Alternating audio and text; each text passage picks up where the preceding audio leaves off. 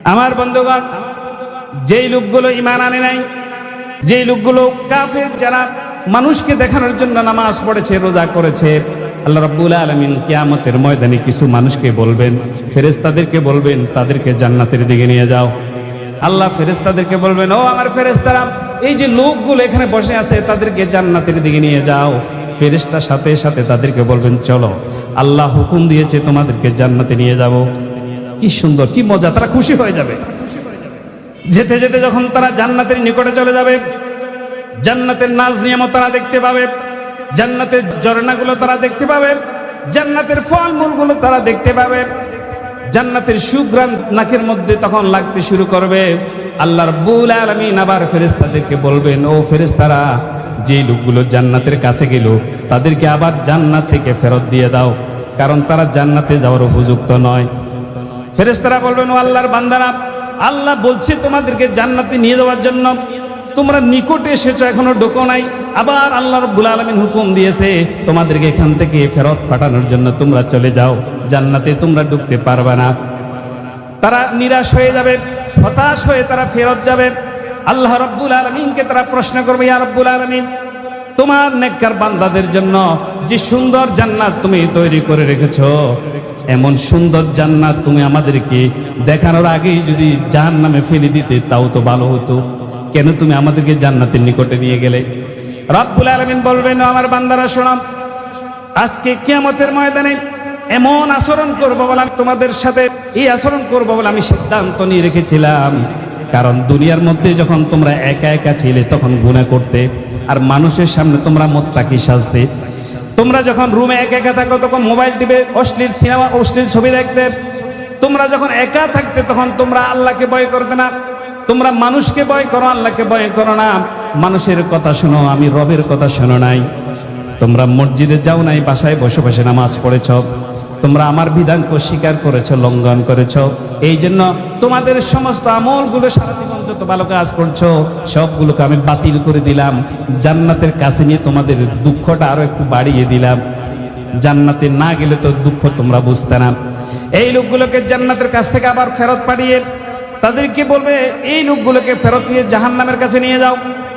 এক সাহাবী উঠে বললেন, ইয়া রাসূলুল্লাহ, এমন কঠিন বিপদ যদি হয়ে যায় সেখান থেকে বাঁচার উপায় কি?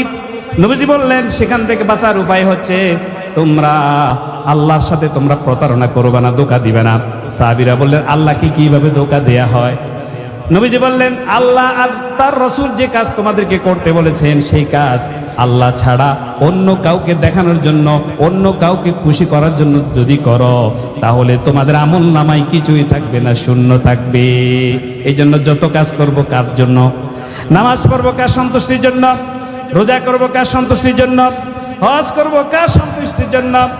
আল্লাহ বলছেন, ইন্না সালাতি ওয়া নুসুকি ওয়া মাহইয়ায়া ওয়া মামাতি লিল্লাহি রাব্বিল আলামিন। তোমার নামাজ, তোমার রোজা, তোমার হজ, তোমার যাকাত, তোমার সমস্ত ইবাদত, তোমার জীবিত থাকা, তোমার মরে যাওয়া, সবগুলো কার জন্য হতে হবে? আল্লাহর জন্য হতে হবে। এই লোকগুলো তখন আল্লাহকে বলবেন, আল্লাহ তুমি আমাদেরকে জাহান্নামে ফেলে দিবে বলে? হ্যাঁ। তারা বলবে, আল্লাহ প্রশ্ন আছে। বলে, কি প্রশ্ন? এই লোকগুলো তখন সেদিন বলবে, ফালাউ আন্না লানা কাররাতান ফানাকুনা মিনাল মুমিনিন।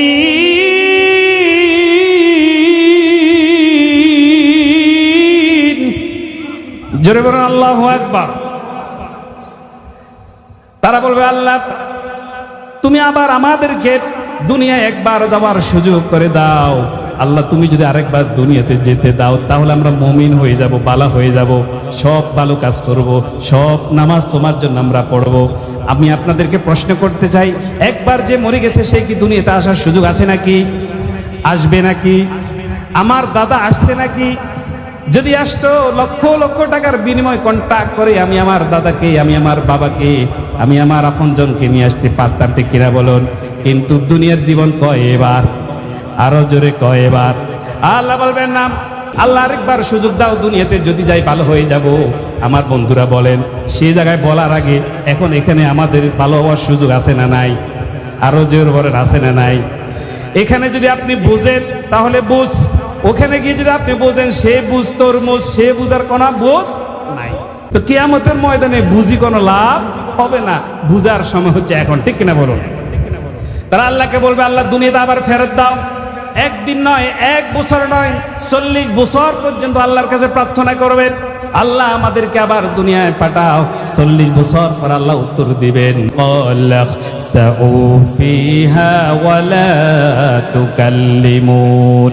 40 বছর পর আল্লাহ বলবেন, ও আমার পাপিষ্ঠ বান্দারা, তোমরা এখানে লাঞ্ছিত হয়ে এই জাহান্নামে পড়ে থাকো, আজ তোদের সাথে আমি রবের কোনো কথা নাই। বলেন নাউজুবিল্লাহ। আল্লাহ তুমি আমাদেরকে মাফ কর, বলেন আমিন। আল্লাহ রাব্বুল আলামিন ফেরেশতাদেরকে বলবেন, খুযুহু ফাগুল্লুহু সুম্মাল জাহিমা সাল্লু। ও আমার ফেরেশতারা, এই লোকগুলোকে ধরে নিন, তাদের গলার মধ্যে রশি বেঁধে দাও, বেড়ি বেঁধিয়ে দাও, তাদের পায়ের মধ্যে 70 হাত লম্বা শিকল দিয়ে বাঁধো। তারপর সুম্মা ফি সিলসিলাতিন যারউহা 70 যিরাআন ফাসলুকু। এই লোকগুলোকে শিকল দিয়ে বেঁধে, গলার মধ্যে রশি বেড়ি বেঁধে তাদেরকে জাহান্নামের অতল গহ্বরে নিক্ষেপ করে দাও। আল্লাহ আমাদেরকে রক্ষা করুন, বলেন আমিন। তাহলে যারা আল্লাহর উপর বিশ্বাস না করে, ঈমান না এনে যত ভালো কাজই আমরা করি, তার কোনো সওয়াব পাওয়া যাবে না। আমার বন্ধুগণ, আল্লাহ রাব্বুল আলামিন বলেন, ইন্নাহু কানা লা ইউমিনু বিল্লাহিল আযীম। আমরা বলবো, আল্লাহ কেন তুমি এই লোকগুলোকে গলার মধ্যে বেড়ি বাঁধলে, কেন পায়ের মধ্যে শিকল বাঁধলে, বেঁধে তাদেরকে কেন জাহান্নামের মধ্যে ফেলে দিলে? আল্লাহ রাব্বুল আলামিন তার উত্তরটা দিয়ে বলেন, ইন্নাহু কানা লা ইউমিনু বিল্লাহিল আযীম।